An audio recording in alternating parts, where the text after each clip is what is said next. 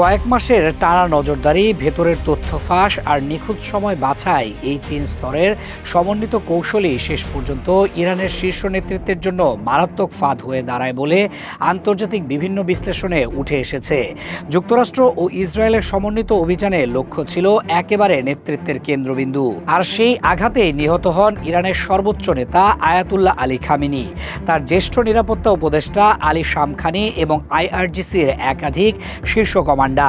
গোয়েন্দা সূত্রগুলোর দাবি, এই হামলা ছিল তাৎক্ষণিক কোনো সিদ্ধান্তের ফল নয়, দীর্ঘ সময় ধরে ইরানের শীর্ষ নেতৃত্বের চলাফেরা, বৈঠকের ধরন, নিরাপত্তা বলয়ের পরিবর্তন, এমনকি যোগাযোগ নেটওয়ার্কের প্যাটার্ন বিশ্লেষণ করা হচ্ছিল। গত বছরের সংক্ষিপ্ত সংঘাতের সময় থেকেই নাকি ইরানের অভ্যন্তরীণ যোগাযোগ ব্যবস্থার দুর্বলতা ও নেতৃত্বের মুভমেন্ট ম্যাপ করা শুরু হয়। সেই ডেটাই পরে বড় অভিযানের ভিত্তি হয়ে দাঁড়ায়। হামলার আগে একটি গুরুত্বপূর্ণ বৈঠকের খবর গোয়েন্দা সংস্থার হাতে আসে। প্রথমে ধারণা ছিল সন্ধ্যায় বৈঠক হবে, কিন্তু হঠাৎ করে সময় পরিবর্তনের তথ্য পাওয়া যায়। তেহরানের কেন্দ্রস্থলে একটি সুরক্ষিত কমপ্লেক্সে সকালেই বসবে জাতীয় নিরাপত্তা সংক্রান্ত বৈঠক।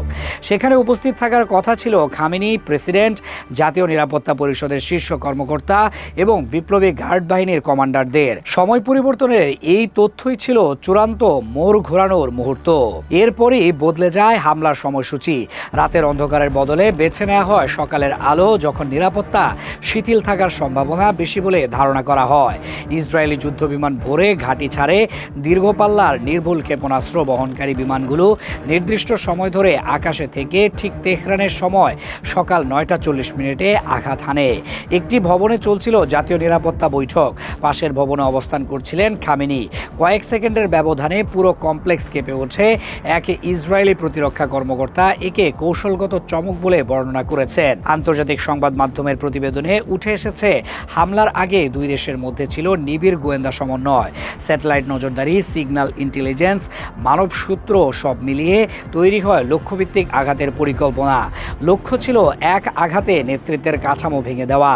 ইরানের রাষ্ট্রীয় বার্তা সংস্থা পরে খামেনি, শামখানি এবং আইআরজিসি প্রধান কমান্ডার মোহাম্মদ পাকপুরের মৃত্যুর খবর নিশ্চিত করে।